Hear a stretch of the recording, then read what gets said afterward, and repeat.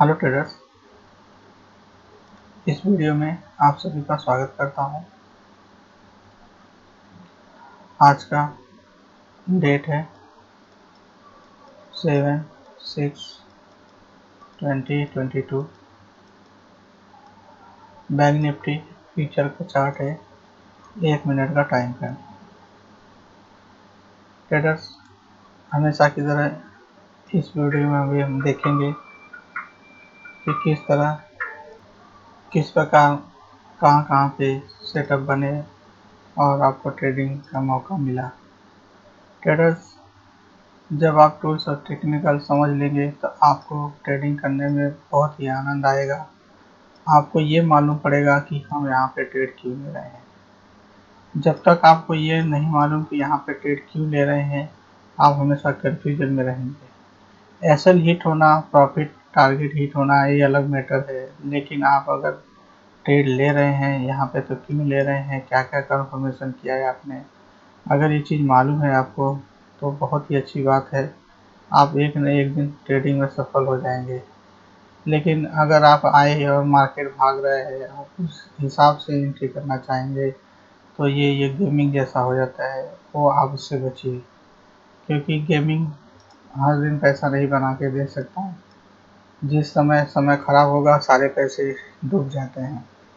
तो ट्रेडिंग बहुत ही अच्छा चीज़ है, लेकिन लोग उसको सीखते नहीं हैं और अंधाधुंध ट्रेडिंग करने के लगते हैं और पैसा बनाने लगते हैं। लोग पहले सीखें, उसके बाद ट्रेड करें तो उनका लॉस भी होगा तो मिनिमम होगा और कैलकुलेटेड होगा। अर्थात जब भी वो एंट्री करेंगे अपना लॉस जो एसएल है वो डिफाइन करके एंट्री करेंगे।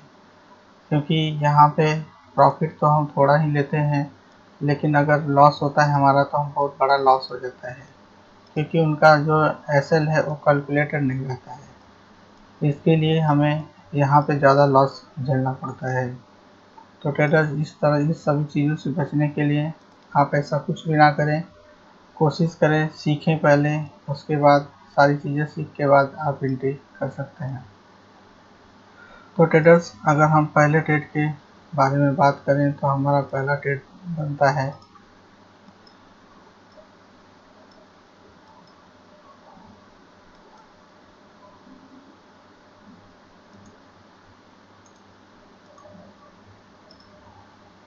बहुत अच्छी बात है। सब लोग धीरे धीरे अभी ट्रेंड लाइन ड्रॉ करने के पहले चार्ट को लाइन में कन्वर्ट कर लेते हैं, ये बहुत अच्छी बात है।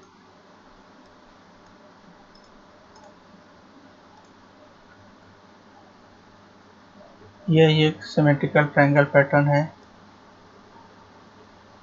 लेसन 5 में बताया गया है। और आपको चार्ट पैटर्न सीखना है तो लेसन 5 जरूर देख लें। इससे आप जो भी बैंक निफ्टी में जो भी मेजर चार्ट पैटर्न हैं वो सारे उसमें बताए गए हैं, आप उनको ज़रूर देखें ताकि कोई भी चार्ट पैटर्न बने उसको पहले से आप सीख सकें। कैंडल कंफर्मेशन हम करने के बाद हम एंट्री करेंगे। अगर हम एंट्री करते हैं यहाँ पे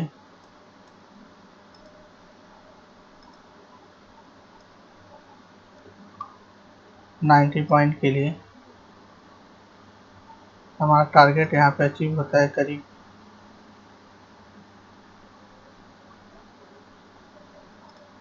20 से 25 मिनट के अंदर हमारा ये टारगेट अचीव होता है। इसके बाद ट्रेडर्स आते हैं हम अपने सेकेंड ट्रेड की तरफ। देखिए, कमेंट आना बहुत अच्छी बात है। कमेंट वही करता है जिसकी जिज्ञासा रहती है। कोई भी चीज़ आपको समझ में नहीं आता है तो ज़रूर कमेंट करें, मैं अगली नेक्स्ट वीडियो में ज़रूर बताऊंगा। जब तक आप कमेंट नहीं करना सीखेंगे, अपने क्वेश्चन को बनाना नहीं सीखेंगे, उसको जानना नहीं सीखेंगे, तब तक कोई भी चीज़ बहुत ही मुश्किल से आप सीख पाएंगे। क्योंकि जो दूसरे लोग क्वेश्चन करते हैं उससे आप सीख सकते हैं। आपका तो क्वेश्चन कोई तैयारी नहीं हुआ, इसका मतलब आप पूरी तरह से उस पर इन्वॉल्व नहीं है। क्वेश्चन उन्हीं का बनता है जो पूरी तरह से इन्वॉल्व रहते हैं। तो ट्रेडर्स, अगर हम पहला ट्रेड देखा आपने, फर्स्ट ट्रेड था एक सिमेट्रिकल ट्रायंगल पैटर्न। अगर हम आगे नेक्स्ट सेटअप की तरफ आगे बढ़ते हैं ट्रेडर्स, यहाँ पे एक डाइवर्जन है,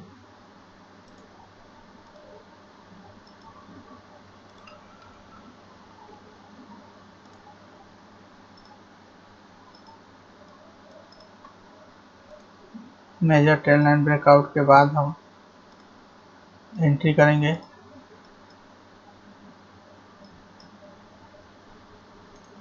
एंट्री करना हमें मिला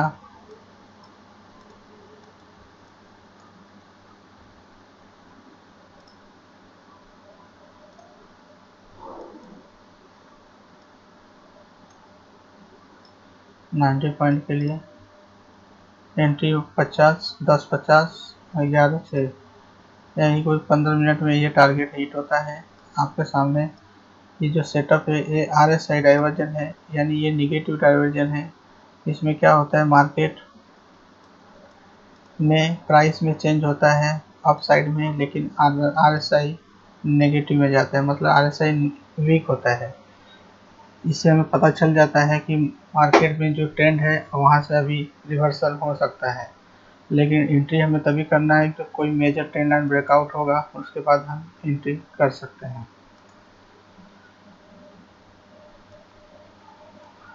ट्रेडर्स,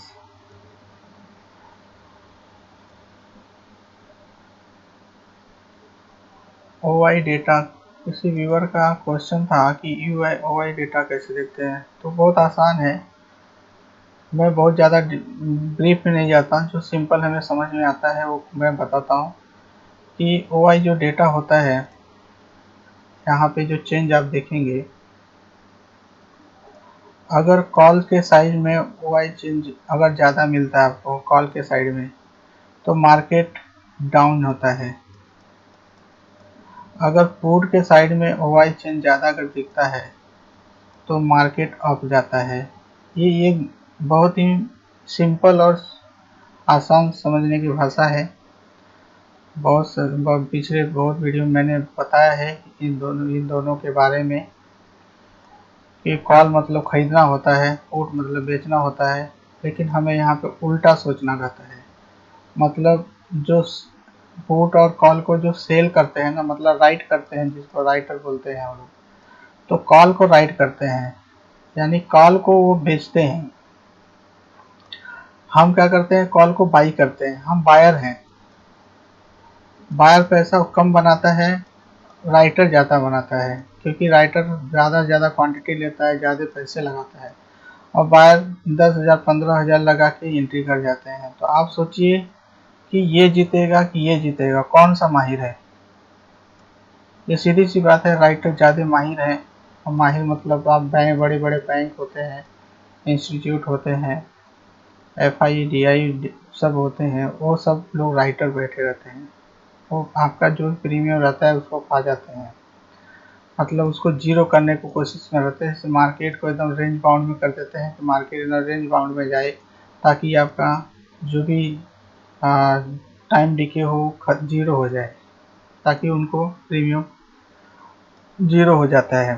तो इस तरह वो पैसा बना लेते हैं।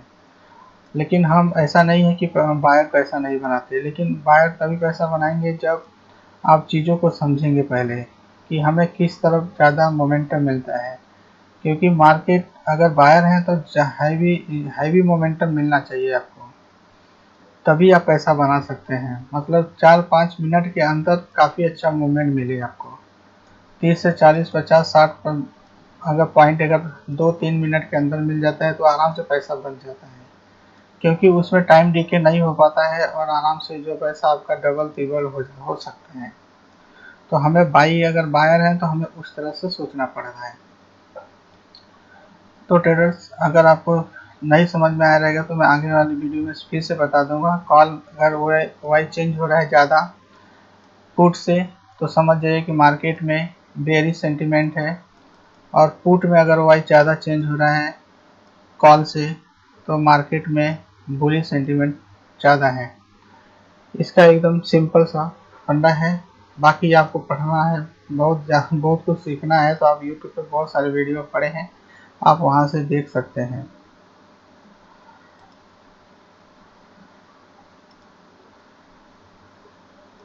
हम आगे बढ़ते हैं ट्रेडर्स। बाकी चीज़ें मैं ये सब बता चुका हूँ। अगर जिनको कुछ नहीं मालूम रहता कमेंट करेंगे, मैं अगले वीडियो में फिर से बता दूंगा। हमारा जो नेक्स्ट ट्रेड है,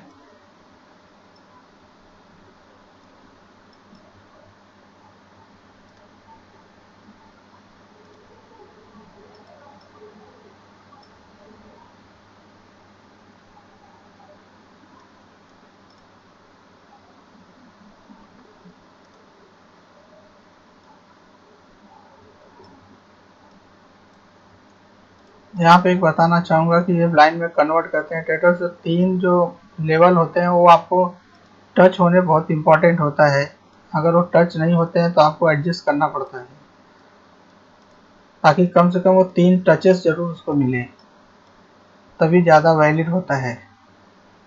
उसके लिए आपको थोड़ा एडजस्ट करना पड़ता है। इसमें कोई ये बाउंडेशन नहीं हुआ कि आप ऐसा क्यों टच किए, वैसा टच क्यों किए, आप उस पर मत जाइए। 3 टच होने जरूरी है।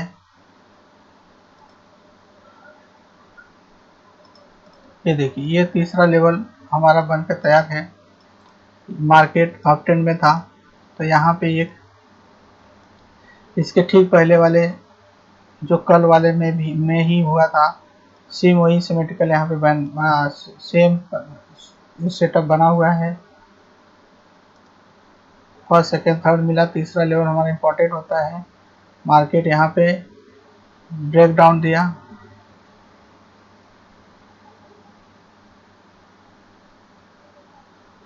सॉरी इसके पहले वाले में रेजिस्टेंस था, यहाँ पे ब्रेक डाउन है। मार्केट जब ब्रेक डाउन देना है तो सबसे पहले 10 लाइन को ब्रेक डाउन देगा, उसके बाद तीसरे लाइन को ब्रेक करेगा। तीसरे लेवल को ब्रेक करने के बाद जब मार्केट रिटेस्ट करता है तो हम वहाँ पे एंट्री करेंगे कंफर्मेशन करने के बाद। अगर हम यहाँ पे देखें तो हमें यहाँ पे एंट्री मिल जाती है। मार्केट ब्रेक किया, रिटेस्ट कर रहे हैं, वहाँ पे कैंडल कंफर्मेशन बना रहे हैं ट्रेडर्स। ये डोजी और जो हैमर या इनवर्स हैमर होते हैं, इनडिसीजन कैंडल जरूर होते हैं, लेकिन इनडिसीजन कैंडल से मतलब आप ये समझिए कि जहाँ पे कोई डिसीजन नहीं कर पा रहा है। अगर ये काफ़ी देर से यहाँ पे मार्केट रुका हुआ है और कोई भी डिसीजन नहीं हो रहा है, तो इसका ये मतलब होता है कि कुछ लोग वहाँ पे बाहर ऊपर जाना चाहते हैं, कुछ लोग नीचे जाना चाहते हैं। यहाँ पे एक झुंड बनता दिखाई दे रहा है। इसका मतलब ये लोग जिस तरफ भी मुड़ेंगे, ये लोग जितने भी लोग बैठे हैं यहाँ पे, जिस तरफ भी मुड़ेंगे मार्केट को अच्छा खासा उस तरफ लेके जा सकते हैं। तो आप थोड़ा उल्टा सोचना पड़ेगा, क्योंकि मार्केट में थोड़ा हटके ही सोचना पड़ेगा। जो बताया गया है, जो मार्केट में पुराने समय से लेके अभी तक जो बताए जाते हैं उसको थोड़ा हटके सोचना पड़ेगा। है इनडिसीजन कैंडल, लेकिन यहीं पे हमें डिसीजन लेना पड़ता है कि जब हाई ब्रेक हो गया, मतलब इतने देर से मार्केट में सब लोग यहाँ पे बैठे हैं, एक तरह से विचार विमर्श हो रहा है कि हम किधर जाएं। जब ये लोग का विचार बन जाएगा तो मार्केट उधर ज़्यादा मूव करता है जिस तरफ वो जाना चाहेंगे, या तो ऊपर के साइड में या तो नीचे साइड में। तो हमें हमारा क्या क्राइटेरिया है कि हम जब तक हाई या लो जब ब्रेक नहीं होगा ये कैंडल का, उसके बाद हम एंट्री नहीं करते हैं। तो इतना ही फंडा है, बहुत ज़्यादा इसमें पढ़ने की ज़रूरत नहीं है। अच्छा क्वेश्चन है आप लोग का, लेकिन मैं चाहता हूँ क्वेश्चन करें और उसका जवाब मैं जितना हो सकता हूँ कोशिश करके आपके क्वेश्चन का जवाब देना चाहता हूँ। तो ट्रेडर्स, अगर हम तीसरे ट्रेड के आगे तरफ बढ़े तो हमारा जो यहाँ पे एंट्री पॉइंट बनता है,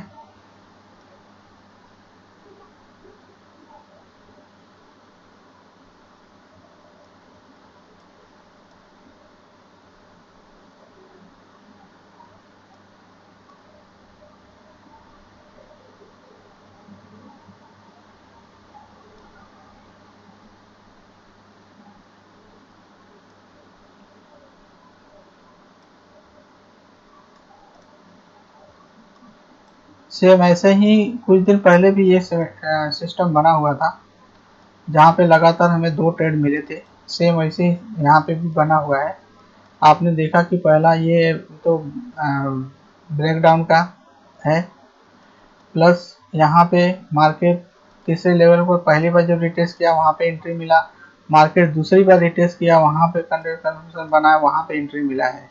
यानी कि यहाँ पे भी करीबन हमें एंट्री इसी के आसपास मिला, और दोनों मतलब 1 बाई 1, मतलब फर्स्ट ट्रेड हमारा यहाँ पे, सेकंड थर्ड यहाँ पे, मतलब 2 ट्रेड लगातार मिले और दोनों यहाँ पे अचीव होते हैं। ये दूसरी बार मुझे लगता है, अब तक तो हम लोग को दूसरी बार ये इस तरह का सेटअप मिला। तो अभी तक आपने देखा कि टोटल 5 ट्रेड कंप्लीट हो गए आपके। जो हमारा पहला था सिमेट्रिकल ट्रायंगल, दूसरा था RSI, तीसरा था RSI, पहला RSI नेगेटिव था, ये पॉजिटिव था। उसके बाद हम लोग को जो चौथा ट्रेड मिला वह ब्रेकडाउन का था। चौथा ट्रेड, जो पांचवा ट्रेड है वो भी ब्रेकडाउन का था। मार्केट तीसरे लेवल के बाद रिटेस्ट किया, वहां से हमें एंट्री मिलती है। यानी कि यहाँ पे लगातार एक के बाद एक एंट्री यहाँ पे मिली। तो ये टोटल 5 ट्रेड हो गए यहाँ पे। अगर हम आगे बढ़ते हैं नेक्स्ट सेटअप की तरफ, तो करीब हमें 2 बजे तक के आसपास हमें 5 ट्रेड ऑलरेडी मिल चुके हैं।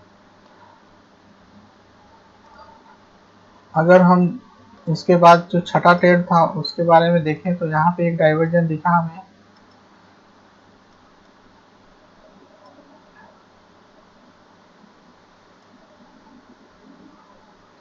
हमें एंट्री तभी करना है जब कोई major breakout, trend line breakout होगा।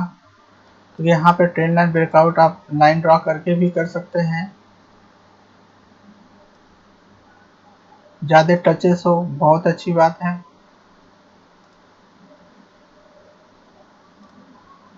हम एंट्री करेंगे जब कैंडल कंफर्मेशन के साथ हाई ब्रेक होगा, उसके बाद हम एंट्री कर लेते हैं।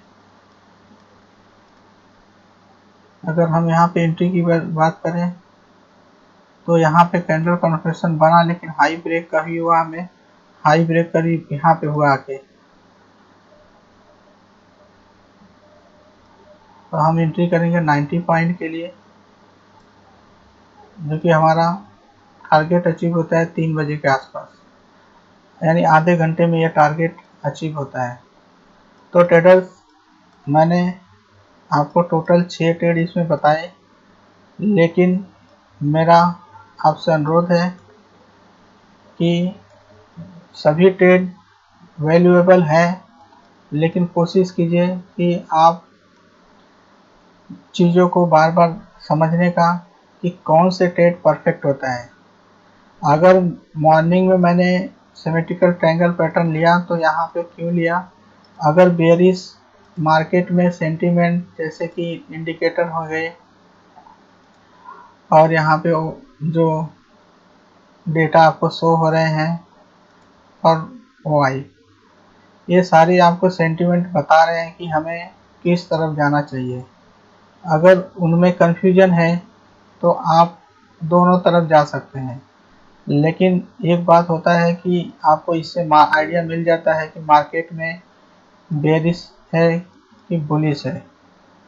वो सारी चीज़ें जब एक बार देखने लगेंगे, समझने लगेंगे, तो आपका आइडिया आपको मिल जाएगा कि मार्केट में इस समय जो माहौल है वो सेंटिमेंट क्या है, बेरिश का है या बुलिश का है। तो अगर आपका बेरिश का सेंटिमेंट है तो आप कोशिश कीजिए ज़्यादा से ज़्यादा बेरिश का ही ट्रेड लेने का। इससे आपको थोड़ा सा भी कंफर्मेशन मिला, अच्छा खासा प्रॉफिट हो जाता है। लेकिन मार्केट अगर बुलिश है और आप वहाँ पे बेरिश के ट्रेड ले रहे हैं तो बहुत ही कम हमें टारगेट में मिलता है और ज़्यादा एसएल हिट होने का चांस मिलता है। वैसे तो आपने इतने भी वीडियो देखे रहेंगे, ज़्यादातर आपने देखा है कि ज़्यादा से ज़्यादा अपने जो सेटअप है वो सफल होते हैं, क्योंकि ट्रेडिंग सेटअप वो भी बैंक निफ्टी में जो भी 1 मिनट के टाइम फ्रेम में बनता है वो कम से कम अगर जिस तरफ भी मूव देता है वो कम से कम 90 पॉइंट के आसपास ज़रूर मूव दे देता है। तो हमने मिनिमम 90 पॉइंट ऐसे लो टारगेट ही रखा है, हमारा वहाँ पे काम बन जाता है। तो ट्रेडर्स, इसके पहले एक मेरा एक व्यूअर का क्वेश्चन था कि कल के डेट में सेकेंड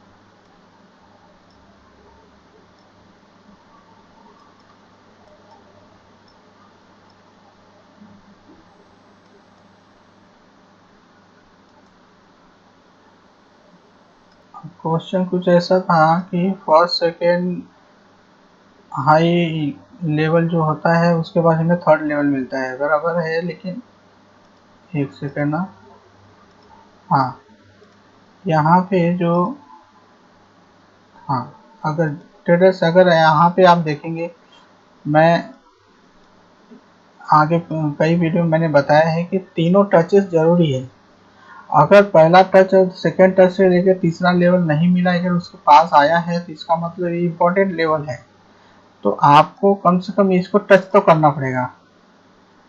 और इसको अगर हम कैंडल में कन्वर्ट कर दें तो आप यहाँ पे देखेंगे किस तरह से एकदम फिट बैठता है, जो कि हमें लेवल की तरह काम करते हैं। ये देखिए, इसके लिए आपको ज़्यादा आपको इसमें डिफ़िकल्टी की ज़रूरत नहीं है, आप इस तरह से भी ट्रेड ले सकते हैं, ऐसा कुछ नहीं है। हाँ, कम से कम 3 टचेस ज़रूरी है। अगर टचेस मैच नहीं हो रहेगा तो आपको उसको एडजस्ट करने में फ़ायदा होता है। इससे हमें एक आइडिया मिल जाता है कि हमें जो लाइन ड्रॉ करेंगे वो कहाँ पे करेंगे, क्योंकि अगर यहाँ पे मार्केट गिर रहा है तो हम जो वहाँ से टच जो लाइन हमारा ट्रेंड लाइन है वहाँ से जो जो जो कैंडल स्टार्टिंग का जो कैंडल है गिरते समय, वो इसी को हाई और लो मार्क करके हम लाइन को ड्रॉ करते हैं। इससे हमें इसके टचेस ज़रूरी है वहाँ पे, ताकि आप अच्छे से ट्रेंड लाइन ड्रॉ कर सकें। उसके बाद उनका एक और क्वेश्चन था कि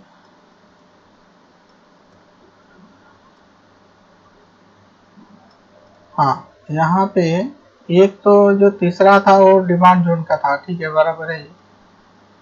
और बाकी जो 2 ट्रेड थे वो इस तरह नहीं थे जी। एक्चुअली क्या है कि आपको बताना चाहूँगा कि ये जो सेटअप था, यह एक, आप इसको पहले भूल जाइए, ये तीसरे में काम करता है।